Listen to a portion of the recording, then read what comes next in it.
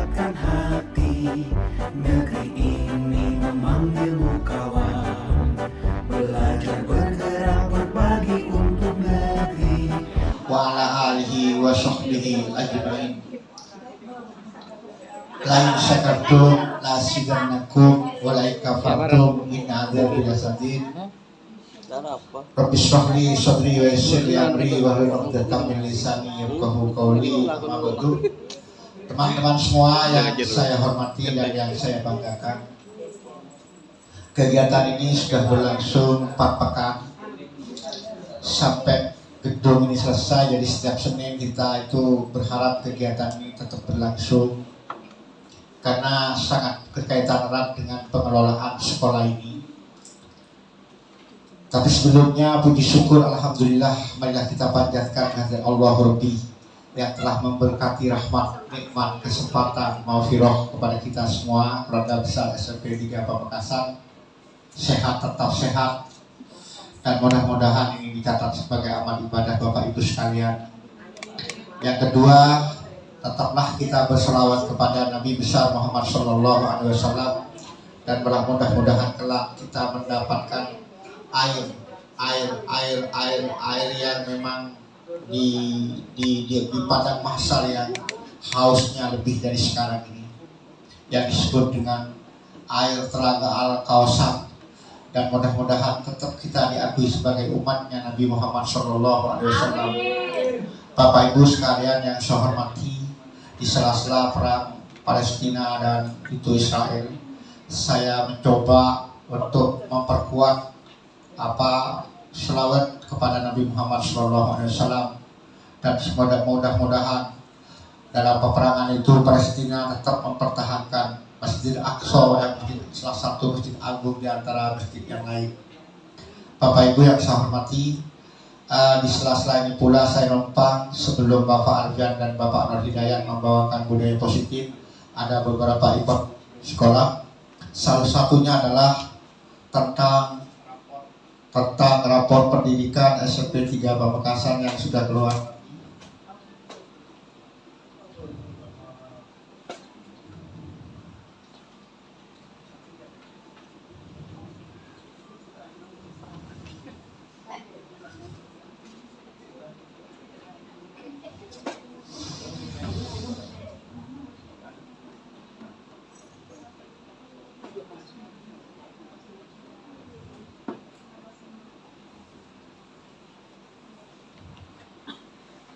Waktu yang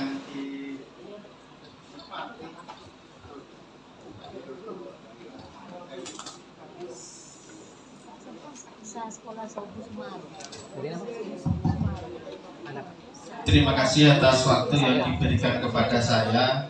Di sini kami kolaborasi antara saya sama Pak Nur untuk aksi nyata budaya positif. Di sini untuk dari pertama mungkin akan saya sampaikan duluan, nanti baru itu Bapak Nur Hidayat yang menyampaikan. Tapi sebelum saya mulai, mungkin kita melakukan permainan dulu. Misalnya Bapak Ibu punya sesuatu, kemudian sesuatu itu Bapak Ibu genggam, kemudian suami Bapak Ibu pengen mengetahui isi apa yang ada di genggaman Bapak Ibu. Kira-kira Bapak Ibu membuka apa tidak? Oh, membuka. Gitu ya. Jadi kalau suami atau istrinya mesti dibuka. Tapi kalau orang lain yang pengen mengetahui bagaimana Bapak Ibu? Oh, tanyakan dulu. Jadi Bapak Ibu posisi kontrolnya ada di mana? Apakah ada di Bapak Ibu atau di yang menanya itu? Ya, si penggenggam itulah sebagai pemegang kendali. Oke, cukup hanya itu Bapak Ibu ya. Oke, kita mulai yang pertama yaitu masalah perubahan paradigma belajar. Nah, di dalam era digital, paradigma belajar itu telah berubah drastis. Apalagi zaman sekarang ya, kita dapat mengakses informasi dengan cepat, memungkinkan pembelajaran yang lebih fleksibel dan mandiri. Di sini di disiplin positif ada 4 hal. Yang pertama masalah pemahaman, di mana disiplin positif itu bukan hanya tentang menghukum. Jadi walaupun disiplin positif bukan hanya tentang menghukum, tapi juga mengajarkan anak itu untuk memahami dan mengendalikan perilaku dengan baik. Sedangkan yang kedua, hubungan baik. Disiplin positif itu akan membangun hubungan yang baik antara orang tua dan anak, menciptakan lingkungan belajar yang harmonis dan mendukung. Kemudian berikutnya yang ketiga, penguatan positif. Dalam disiplin positif, penguatan positif diutamakan untuk membentuk perilaku yang diinginkan, baik itu melalui pujian, melalui hadiah, ataupun hanya pengakuan, atau hanya dikasih tepuk tangan saja. Itu kalau guru kepada murid.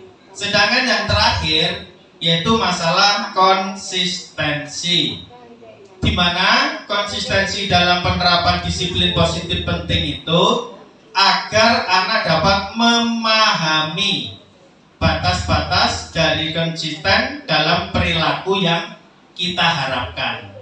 Jadi ibaratnya disiplin positif itu tidak hanya berupa hukuman, bisa pujian gitu ya, bisa melalui tadi apa? Hadiah ataupun pengakuan. Berikutnya masalah motivasi perilaku manusia. Di sini ada 3. Yang pertama intrinsik, kemudian ekstrinsik, setelah itu adalah sosial. Di mana untuk motivasi perilaku manusia yang intrinsik itu, motivasi itu berasal dari diri individu, dari kita sendiri. Baik melalui kepuasan pribadi, rasa bahagia, dan pencapaian diri atas sesuatu. Jadi ibaratnya kita kena juara 1 lomba, betapa bahagianya kita seperti itu. Kemudian yang kedua adalah dari ekstrinsik, dari luar. Motivasi berasal dari faktor luar individu, seperti pengakuan dari orang lain atas kepandaian kita, atas ketercapaian prestasi kita, baik itu mulai dari imbalan finansial ataupun hukuman atau yang lainnya.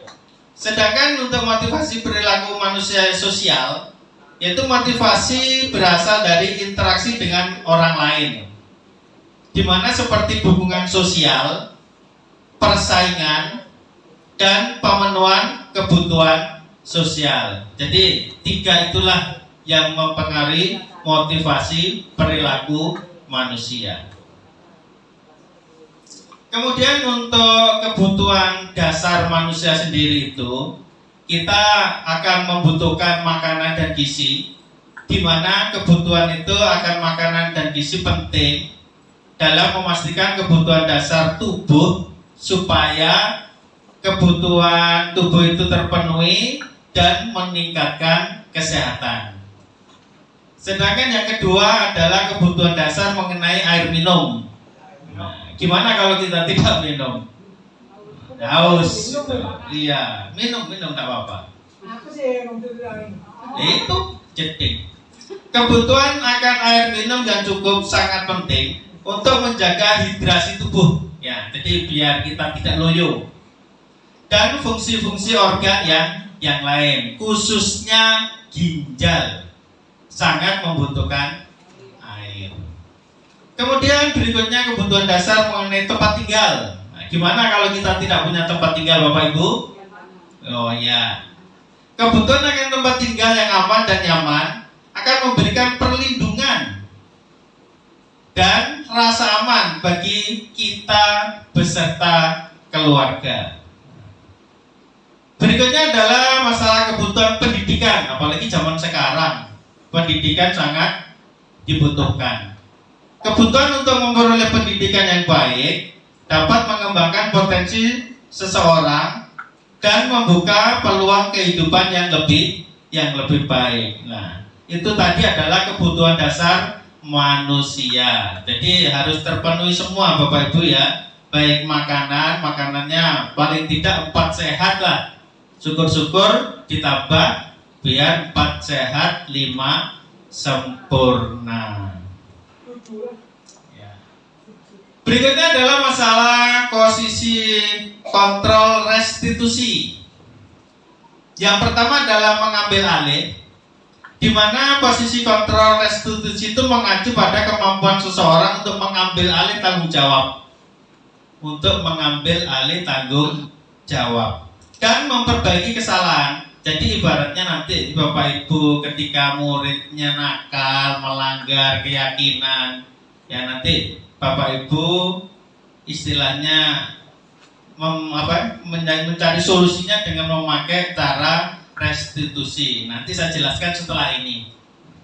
Kemudian berikutnya adalah posisi kontrol tumbuh dan belajar. Dengan memegang posisi kontrol restitusi itu, individu dapat belajar dari kesalahan dan berkembang menjadi pribadi yang lebih baik. Jadi ibaratnya mengakui kesalahannya, punya alasan tersendiri, sehingga dia akan mencari solusi sendiri, sehingga bisa menjadi kepribadian yang lebih baik. Sedangkan yang terakhir yaitu pemahaman dampak, di mana posisi kontrol restitusi juga memungkinkan seseorang untuk memahami dan menginternalisasi dampak yang dibutuhkan oleh tindakan atau keputusan yang diambil. Jadi nanti kita di sini hanya sebagai ibaratnya itu sebagai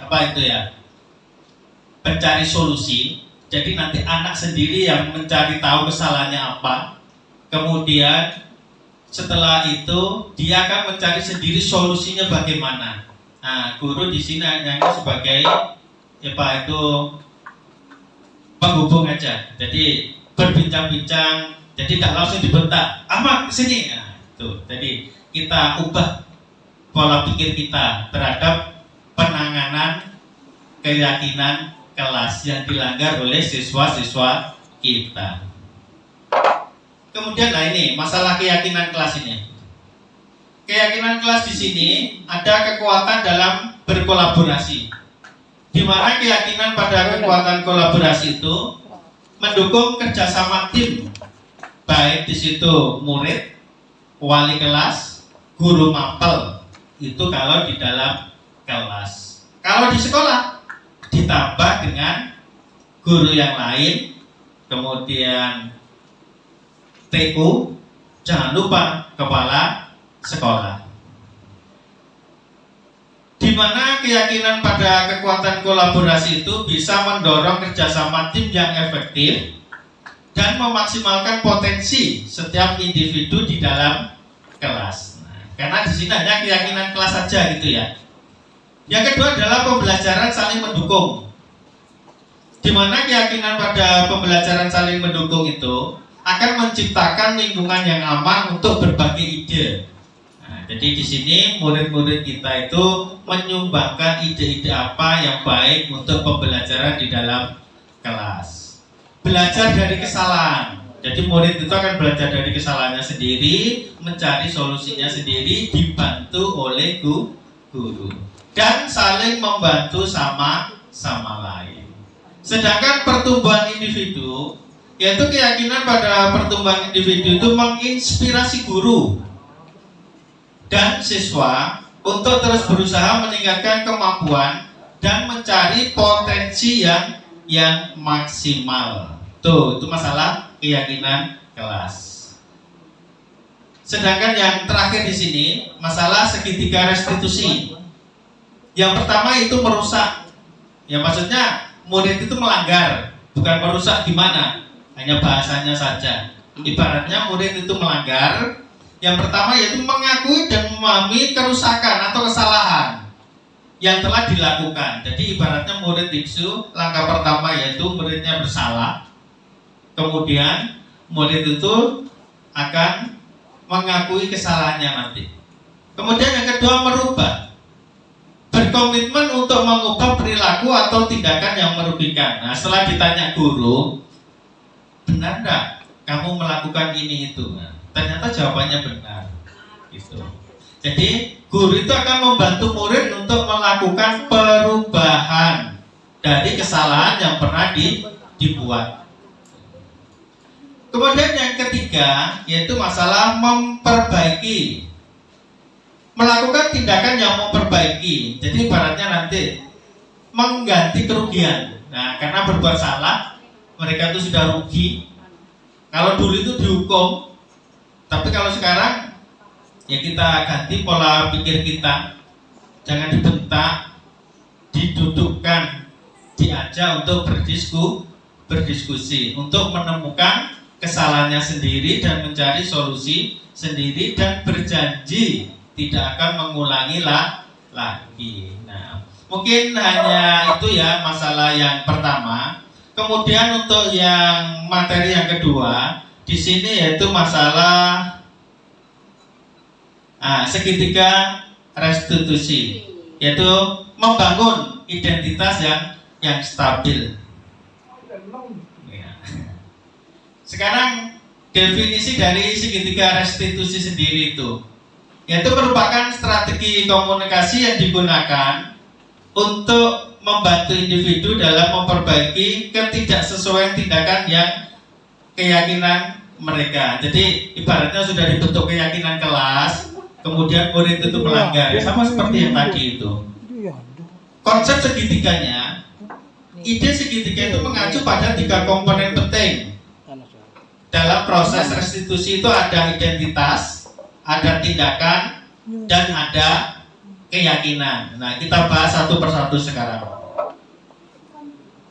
Fungsi segitiga restitusi dalam menstabilkan identitasnya. Ini langkah pertama dalam menangani pelanggaran siswa, yaitu stabilitas identitas. Identitas yang akan stabil adalah dasar bagi kesejahteraan pribadi dan hubungan antara pribadi yang sehat. Tuh, masalah identitasnya harus distabilkan dulu. Jadi tidak langsung datang, langsung dipukul kalau anak itu bersalah. Itu zaman dulu, zaman kolonial. Tapi tidak tahu. Nah, nanti kita bisa bicarakan bersama. Ya mungkin pola pikir kita masih ada di zaman kolonial. Kenapa? Karena kita itu dulu adalah produk-produk kolonial, bukan produk-produk guru merdeka. Itu ya. Sedangkan peran segitiga restitusinya di sini membantu kita mengidentifikasi ketidaksesuaian tindakan dengan nilai-nilai dan keyakinan yang kita anut. Jadi keyakinan-keyakinan yang sudah kita bikin di dalam kelas tadi, keyakinan kelas, sehingga bisa memperkuat identitas kita. Itu proses yang pertama. Proses berikutnya yaitu pentingnya memvalidasi, yaitu memvalidasi kesalahan anak. Validasi tindakan yang salah memastikan bahwa kita tidak mengabaikan atau tidak meremehkan kesalahan yang kita buat. Nah, jadi anak itu biar tahu. Kalau tidak divalidasi oleh gurunya, kadang anak itu kan tidak jujur. Nah, kadang ditanya, katanya si A tadi kamu nyontek. Enggak Pak, saya hanya melihat, hanya bahasanya saja itu. Gitu ya. Itu nggak tahu muridnya Bu Fatih mungkin itu ya. Ya, tapi mohon nanti kalau kita menemukan hal-hal yang seperti itu, kita bersabar, kita proses menggunakan segitiga restitusi. Di mana penerapan segitiga restitusi itu memungkinkan kita untuk memperlakukan kesalahan sebagai kesempatan untuk belajar dan tumbuh. Nah, jadi biar tidak membekas artinya. Kalau anak melakukan kesalahan, tiba-tiba langsung kita tempeleng, mungkin di dalam hati anak itu akan membekas untuk selama-lamanya itu, mungkin dalam jangka panjangnya. Tapi kalau kita dudukkan, kita ajak bicara, ya, kemarin itu sudah saya lakukan walaupun di situ hanya sebagai skenario saja, ya, hanya skenario saja karena untuk memenuhi tugas, jadi terpaksa harus dilakukan. Ternyata enak juga, walaupun anak nggak bisa bicara. Ketika kita tanya itu anak langsung ceplos gitu. Ya, jadi anak juga bisa mengakui kesalahannya sendiri dan bisa mencari solusinya sendiri dan berjanji. Nah, janjinya tergantung apa yang nanti kita bimbing. Apakah akan berjanji mengulangi lagi apa tidak. Tuh, ya. Kalau itu adalah tindakan memvalidasi. Sedangkan yang terakhir di sini adalah pentingnya menanyakan keyakinan. Nah, karena keyakinan kelas tadi sudah dibentuk, jadi kita tanyakan pada siswa tersebut, kira-kira keyakinan apa yang siswa langgar itu. Nah, mungkin nanti siswanya sendiri akan menjawab. Oh, saya tadi melanggar ini, Pak. Gitu. Saya tadi menjawab ini, Bu. Kira-kira menurut siswanya, tanyakan lagi sama gurunya itu. Baik tidak kalau melanggar seperti itu. Mungkin jawabannya lain-lain, ada yang jawabnya baik, ada yang jawab tidak. Tergantung dari murid yang akan kita atasi nanti. Itu ya. Kemudian yang terakhir yaitu masalah penggunaan segitiga restitusi, di mana segitiga restitusi itu memberikan kerangka yang efektif untuk mengajukan pertanyaan yang dapat membantu memahami keyakinan orang lain. Jadi nanti kita akan meyakinkan lagi apa yang sudah kita buat keyakinannya. Mungkin anak itu kan kadang lupa, atau anak juga melanggar keyakinan itu. Oh, dulu saya enggak bilang seperti itu. Nah, jadi sebelumnya kita buat dulu, kita data dari anak-anak semua, baru disepakati bersama. Tapi kadang-kadang kalau anak-anak itu melaksanakan keyakinan kelas, yang timbul itu kata-kata negatif. Padahal di dalam keyakinan kelas itu, kalau bisa kalimat-kalimatnya harus kalimat positif. Jadi kita harus berguru pada guru bahasa Indonesia. Gimana menjadikan kalimat negatif tersebut menjadi kalimat positif. Jadi misalkan dilarang berlari-lari di teras kelas. Nah, kira-kira kalau dilarang berlari, kalimat positif menjadi apa ya Bapak Ibu? Oke, berjalan. Ya, berjalan dengan baik. Tuh. Jadi banyak sekali ya di situ, nanti Bapak Ibu bisa, khususnya wali kelas. Tidak hanya wali kelas, meskipun saya sendiri bukan wali kelas, walaupun guru mapel, tetap saya mengadakan keyakinan kelas. Dan keyakinan kelas itu harus kita kontrol setiap kita masuk. Jadi jangan kita hanya membuat di awal, kemudian belakangnya kita abaikan. Anak itu harus selalu diingatkan. Nah, yang terakhir di sini kesimpulan. Unggul dalam identitas, di mana segitiga restitusi itu membantu meningkatkan keselarasan antara identitas, tindakan, dan keyakinan kita. Sedangkan untuk validasi dan pertumbuhan itu dari kesalahan membantu kita tumbuh menjadi versi yang terbaik menurut diri kita sendiri, akan menjadikan diri kita sendiri lebih baik. Sedangkan koneksi yang kuat, di mana mengajukan pertanyaan dan memahami keyakinan orang lain itu bisa membangun hubungan yang bermakna. Nah, nanti pembelajaran yang bermakna akan saya uraikan di pertemuan berikutnya. Mungkin hanya ini saja yang bisa saya sampaikan. Tinggal 2 materi lagi. Sebentar lagi akan disampaikan oleh Bapak Nur Hidayat. Monggo tempat dan waktu kami persilakan. Monggo Pak Nur. Itu adalah aksi nyata. Bagaimana Bapak Ibu ambil peran kalau Bapak Ibu ikut guru penggerak. Jadi seperti apa yang saya katakan, mohon maaf, saking semangatnya dulu. Assalamualaikum warahmatullahi wabarakatuh. Diuber waktu iya, semangat iya. Tinggal 16 menit. Sambil coba untuk 5 menit es breaking dulu Bu ya, Bapak Ibu ya.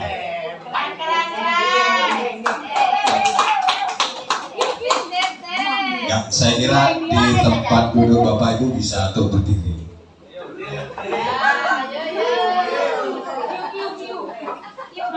Yang penting sedikitnya dulu Bapak Ibu. Kalau perihal materi, saya tinggal penguatan aja apa yang disampaikan oleh Bapak Alfian. Oke. Saya contohkan Bapak Ibu ya. Ini terkait palu Bapak Ibu. Mobo masih geras Bapak. Saya contohkan. Oke. Saya nyanyikan Bapak Ibu nanti ada sampai 6 palu. Palu pertama tangan kanan, palu kedua tangan kiri, palu ketiga kaki kanan, palu keempat kaki kiri, palu kelima kepala nunduk-nunduk, palu keenam nanti goyang-goyang. Oke ya, saya contohkan. Ada satu palu, palu, tambah satu palu, jadi 2 palu, tambah satu palu, jadi 3 palu, tambah palu, tambah satu palu, jadi 4 palu,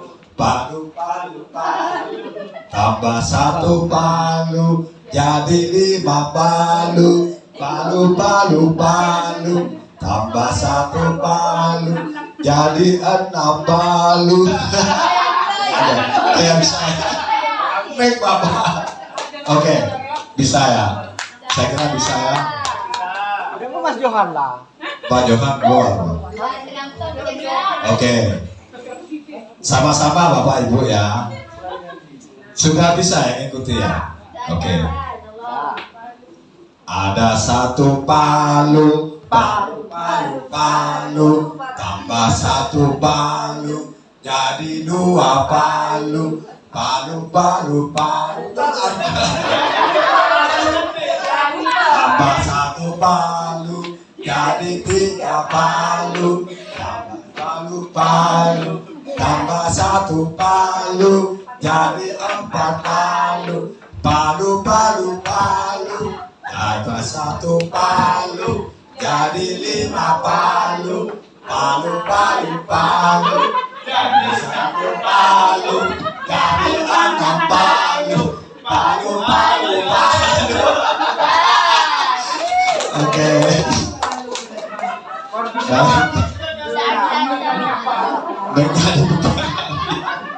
Palunya dipegang Pak Alfian. Oke.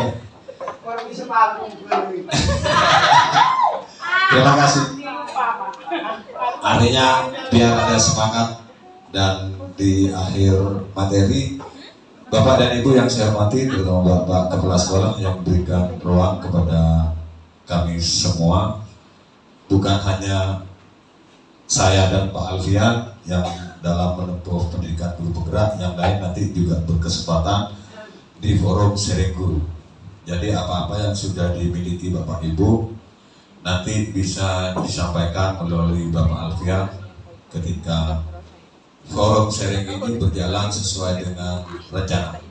Karena tidak hanya untuk 1 tahun ini, insya Allah selanjutnya sekolah dalam hal ini Bapak Kepala Sekolah memberikan waktu kepada Bapak dan Ibu guru hebat untuk saling berbagi dari kemampuan yang sudah dimiliki. Tidak salah tentunya Bapak dan Bapak Kepala Sekolah mengajak para Bapak dan Ibu yang punya kesempatan dan waktu untuk mengikuti program calon guru penggerak. Karena di sana memang Bapak Ibu nantinya akan menjadi agen perubahan. Dari apa yang disampaikan oleh Bapak Alfian tadi, yaitu budaya positif untuk bagaimana dalam merubah budaya positif dalam pendidikan disiplin itu tidak hanya bertumpu kepada satu atau dua Bapak dan Ibu guru, karena di sini akan membutuhkan kolaborasi, termasuk apa yang disampaikan oleh Bapak Alfian dalam penerapan segitiga restitusi tadi. Yang pertama yaitu menstabilkan identitas, validasi tindakan yang salah, dan menanyakan keyakinan. Ini sebenarnya kalau dilihat sepintas mudah. Bapak dan Ibu akan bisa, Bahkan untuk merangkai dari kalimat negatif, dari pola penegakan disiplin yang kurang tepat, dirubah menjadi penegakan disiplin melalui restitusi, itu bisa. Sehingga apa yang kita lakukan di sini nantinya akan betul-betul merubah sekolah kita.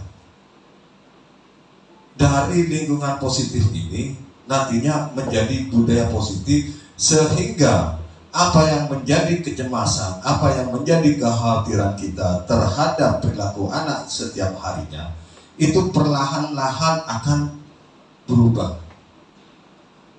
Nah, selaku kontrol diri dari apa yang disampaikan oleh Pak Alfian tadi adalah diri kita. Dan mungkin kita akan mengetahui dari apa yang didapatkan orang lain. Kalau bukan kita yang selaku pelakunya, tidak mungkin kita tahu. Bapak dan yang saya hormati, terkait dengan paradigma perubahan, yaitu dari budaya lama untuk ke budaya positif, Bapak Alfian tadi sudah menyampaikan beberapa contoh dari keyakinan kelas, keyakinan sekolah. Tentu ini membutuhkan proses Bapak dan Ibu. Seperti yang saya tanyakan seperti kemarin-kemarinnya, baik itu di elaborasi pemahaman dan termasuk di lokakarya. Semuanya pintar Bapak dan Ibu. Dan saya kira apa yang mereka bicarakan adalah secara teoritis. Artinya karena pemahaman teori saja. Sedangkan praktek baik dari visi sekolah yang dikembangkan, itu apa ada kesesuaian dengan pola atau budaya positif yang kita akan lakukan di sekolah kita? Tentu itu tidak mudah. Makanya, mohon maaf, melalui kepala sekolah di sini nantinya akan ada tahapan-tahapan yang harus kita lakukan. Yang pertama, yaitu kepala sekolah dan guru.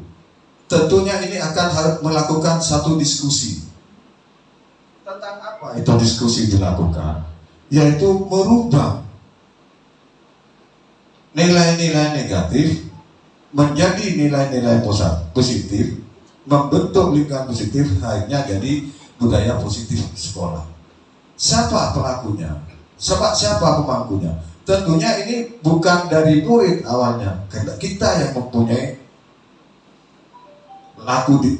lakonnya di sini adalah kita, yaitu Bapak Kepala Sekolah dan Bapak Ibu Guru tentunya. Dituangkan dalam suatu keyakinan sekolah dari hal-hal yang kurang baik, bukan tidak baik Bapak dan Ibu, semuanya sudah baik.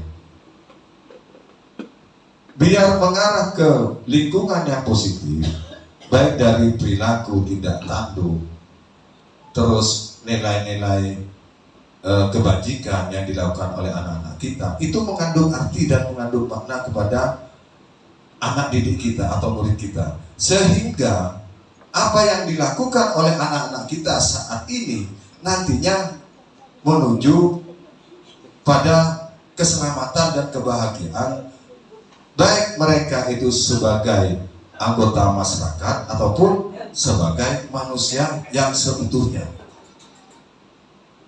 Seperti apa yang saya sampaikan minggu kemarin, bahwasanya Bapak dan Ibu, apa yang diperbuat sekarang itu menggambarkan pada saat Bapak dan Ibu menjalani pendidikan di masa anak-anak. Tidak ada ubahnya. Makanya Pak Alfian tadi menyampaikan, tidak ada anak itu salah, karena Bapak dan Ibu pernah juga melakukan kesalahan.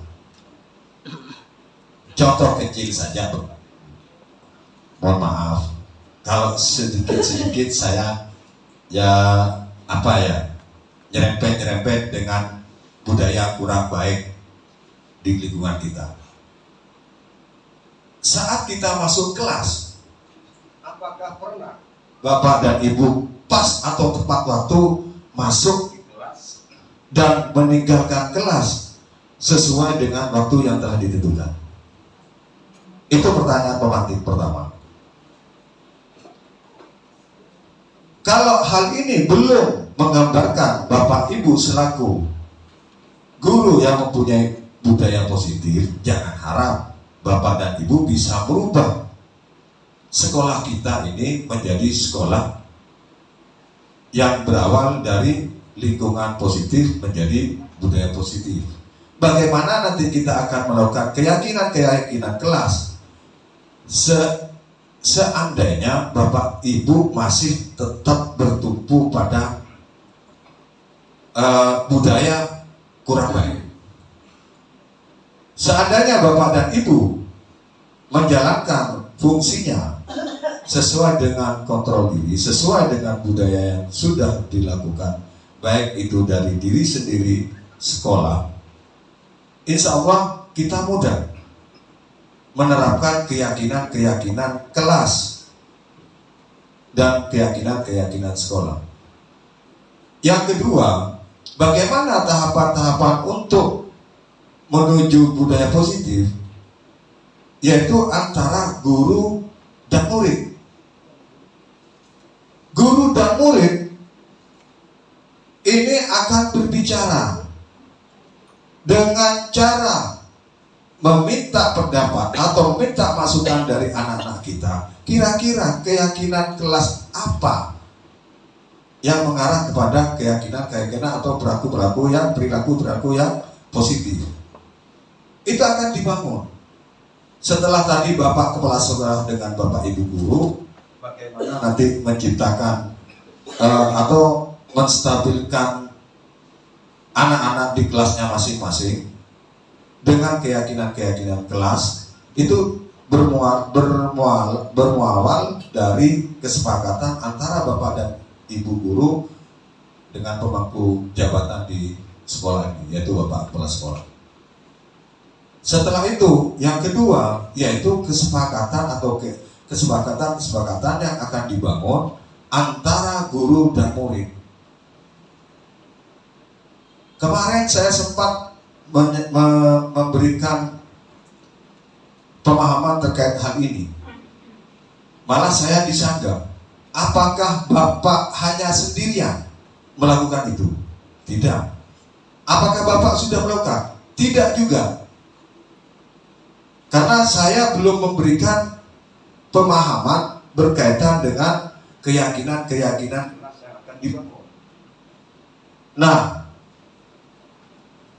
ada satu pertanyaan pemantik yang memang memotivasi diri saya, bahwa kesepakatan atau keyakinan-keyakinan kelas itu dibangun dari beberapa masukan atau beberapa argumen ide-ide dari siswa. Semua siswa dimintai pendapatnya berkaitan dengan keyakinan-keyakinan kelas. Kalau satu kelas ada 32 rata-rata, otomatis satu anak itu bisa menyampaikan idenya. Dan bisa dimungkinkan satu ide itu dimunculkan oleh beberapa anak. Kita tidak perlu memaksa. Dari ide-ide yang sudah disampaikan terkait dengan keyakinan kelas ini, kita tampung. Sehingga dari keyakinan kelas itu diketahui oleh Bapak dan Ibu Guru. Ini yang dinamakan dengan lingkungan positif.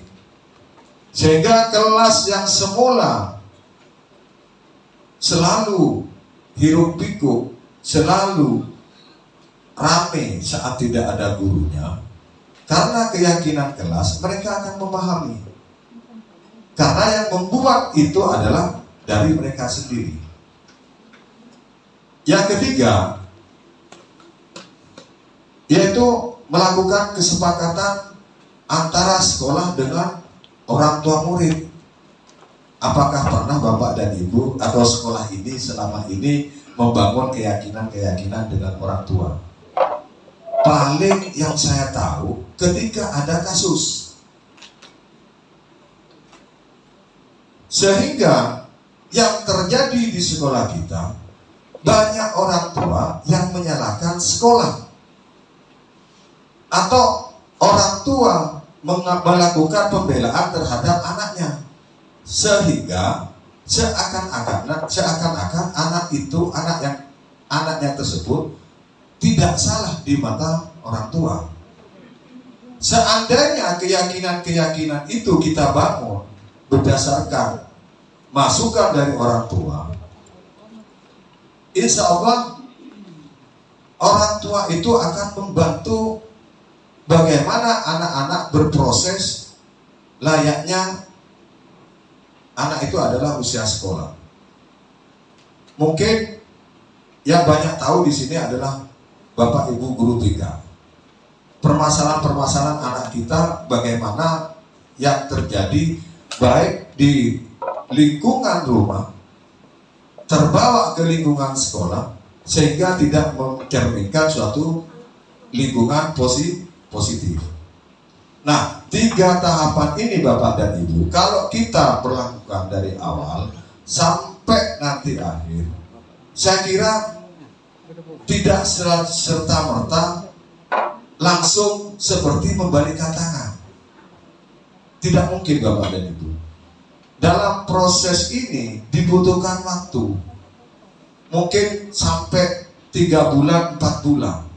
Kalau Bapak dan Ibu merasa berhasil, akan menjadi suatu kebanggaan bagi kita semua ketika kita melakukan budaya positif, bisa merubah anak-anak yang semula tidak menunjukkan atau mencerminkan perilaku anak pelajar atau sesuai dengan lagunya, insya Allah akan menjadi kebanggaan bagi kita. Sambilkan contoh aja, 1 contoh Bapak dan Ibu, berkaitan dengan sampah.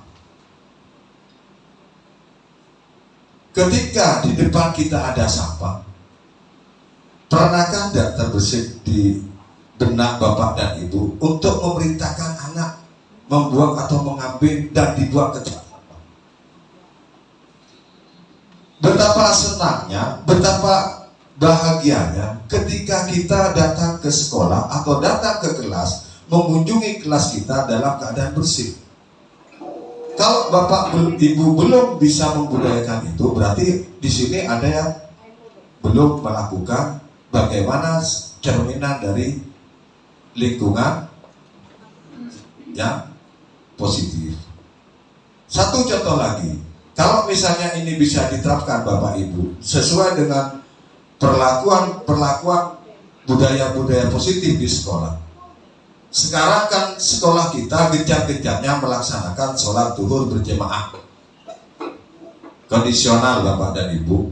Kalau misalnya ambil wudhu karena terkendala dengan air, ya mohon maaf, memang perlu perbaikan untuk tandon dan lain sebagainya. Ini sudah masuk di rencana berikutnya. Tandon nanti disatukan sehingga kita bisa maksimal dalam kegiatan apapun. Berkaitan dengan penataan sandal, sudah jelas tempat wudhu itu tidak boleh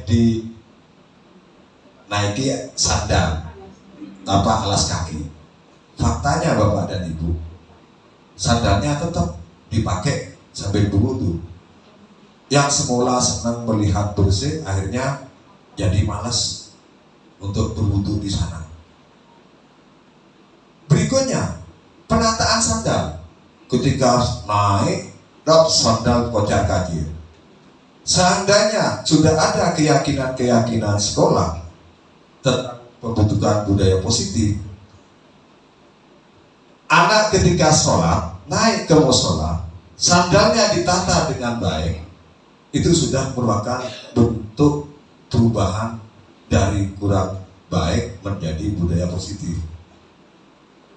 Nah, mungkin meskipun ini belum dilakukan oleh sekolah, tapi kita mulai menimbulkan hal-hal positif melalui keyakinan-keyakinan kelas dan keyakinan-keyakinan sekolah, sehingga nantinya dengan secara perlahan melalui kepemimpinan Bapak Doktor ini akan memunculkan suatu budaya positif, sehingga tidak lagi, mohon maaf, yang awalnya Pak Nunung teriak-teriak, marah-marah, nanti sudah tidak ada Bapak dan Ibu.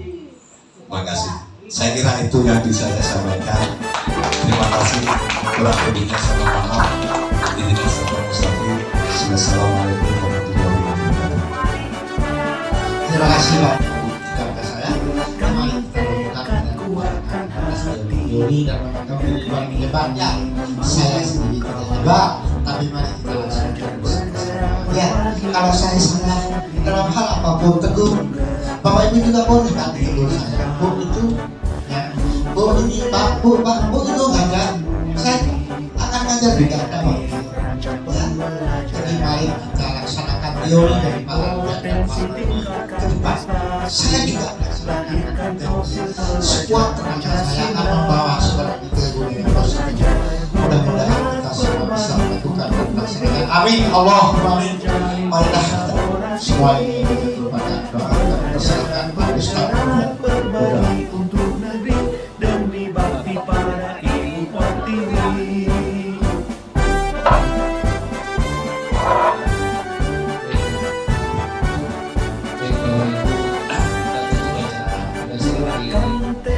Dengan kuatkan hati, mudah-mudahan apa yang kita bisa mengambil kekuatan dan apa belajar bergerak berbagi untuk negeri, terus bergerak maju sampai di bergerak menghamba pada negeri, kreatif hargai potensi, tingkatkan prestasi, lahirkan profil pelajar Pancasila. Belajar bergerak berbagi untuk negeri, kita menjalin kolaborasi. Belajar bergerak berbagi untuk negeri demi bakti pada Ibu Pertiwi. Belajar bergerak berbagi untuk negeri, kita menjalin. Sekian Bapak Ibu.